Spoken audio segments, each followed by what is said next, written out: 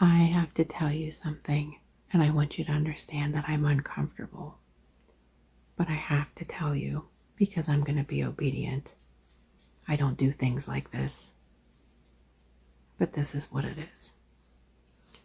Something is coming, and it's big, and it has to do with judgment. I'm going to tell you why. I'm going to give you all of the information that I have.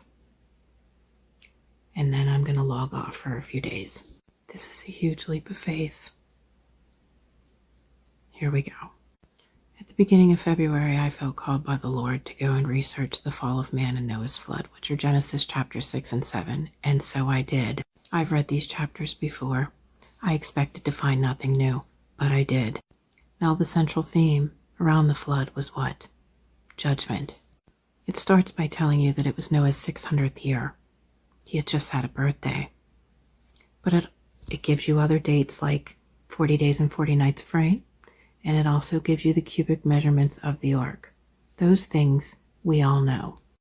What I never really paid attention to were other things, like it was the second month and the 17th day, and that the ark floated for 150 days, beginning of rain till end, 150. The rain ended after 40 days, but it still floated. The biblical calendar and our calendar are not the same, so I tried to research what month this happened in. I called my mother, and I asked her if she ever heard any teachings on it. She said no. So I looked it up. Just to prove to you that I did, I'm going to show you what my Google search history, what I found to show you. February 6th, Noah's flood in God's calendar. This is one. I looked at many. I couldn't find anything on it, so I let it go. Fast forward. Not last night, but the night before. I had a dream, but I want to tell you what happened before the dream. I went to bed like normal, and I woke up probably once every hour with a feeling of fear. It was not a demonic fear, just for the record. It was a fear that was just very unusual. Around 3:45, I woke up for good, couldn't fall back asleep. And I tried multiple things to put myself back to sleep, and I could not.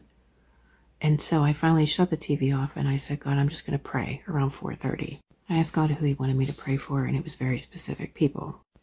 People that I would consider enemies, people that I don't think are in right standing with God. As I'm praying for these people, I fall back to sleep, and I have a dream. In this dream, I was in a place with no beginning and no end. There were no trees and no grass. There was no sun and no stars. The closest thing that I can tell you about how big it was when I was a little girl, kindergarten, tiny, running around on the playground. It was ginormous. It just never ended. That's what it felt like. And I was talking to somebody who, I have no idea. But I was talking to them when I see out of the corner of my eye something. And I'm going to describe to you what it was.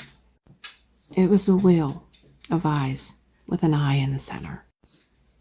They were striking blue, aquamarine, deepest, most beautiful blue, baby blue like the sea. I mean, just gorgeous. And this wheel, the size of a Ferris wheel, was moving like this. It went 1, 2, 3, 4. 1, 2, 3, 4. When it came in close to me, I did not feel afraid of it, and I also didn't feel led to worship it. But for some reason, I look at the person I'm talking to, and I say, don't be afraid. That's the Spirit of God. I woke up, and I started to do research. Now, I prayed, and there were a couple things that God said, like, number 1, I'm not releasing you to talk about this yet. Don't talk about this yet. Number 2, you're going to fast and pray, and you're going to read the Bible. So I did all of those things. I found this wheel with eyes mentioned in Ezekiel 1 and chapter 10, chapter 1 and chapter 10. And so I fasted and I prayed, and I spent the last 36 hours doing nothing but reading those scriptures over and over and over again. They also coincidentally start right after Ezekiel's 30th birthday, very similar to Noah.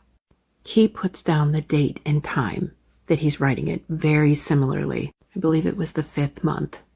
And he is at like an encampment because he's been put into exile, and he's sitting by a river when he sees these angels, and he sees on top of the wheels another angel, and on top of that a throne with a man sitting on it. And he responds by calling these things the spirit of the living creatures. But on top, it's the Spirit of God. He describes different stones, some of which are like topaz, which is yellow. And then I believe in there somewhere is beryl, B-E-R-Y-L. So I look up beryl, and it comes in different colors, one of which is that blue. I fast the entire day. I pray, and I do nothing but read Ezekiel over and over. And the central theme, again, is judgment.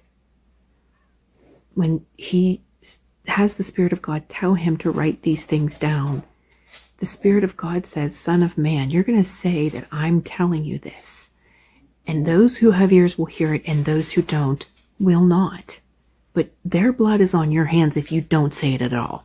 And then he tells him that the Spirit of God is going to be removed from the temple, that the people are stubborn and they're rebellious, and their ancestors were stubborn and rebellious, and he's basically fed up and done. But he describes those wheels, and listen, they don't ever spin like this. They just move exactly like this.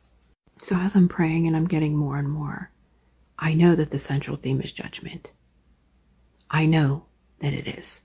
And it's crazy because there's so many things that I could... This video would be an hour long if I told you all of the connections and the coincidences about just the fact that it was both of their birthdays, about the fact that the months, like that was the second month, the 17th day that I had this dream on our calendar. I completely forgot about that date. It was not in my mind at all. And that month lines up with June and July. The second month during Noah's time would have been June and July. But just for some reason, I was like, you know what? What's the birthstone that matches that color blue? What's the birthstone? And it's March. And 150 days from March would be June or July. There are no coincidences, and these are all connected. So this is what I got. Something's going to happen. And I think it's going to start in March or April. I'm taking a huge leap of faith by saying that. I know that. I will never come out of hiding if... I can't say that because I just know it's God. I am doing what I feel led to do. And I'm telling you now, don't be afraid. Just as those angels appeared before people in the Bible and they said, do not be afraid. That was the kind of fear I had. There was something in the spiritual realm that I had never encountered. And that's what I felt. And I know what this sounds like. I know what it sounds like. I know what it sounds like. I know. You don't understand how much I put myself through over the last 48 hours. I went from everywhere from why me to are you sure to God, is this really you? I tested the spirits. I've prayed. And this is what I got. I'm sorry. I am. But this is what I got. And now I'm going to log off for a few days because I know what's going to happen once I push post. I love you all.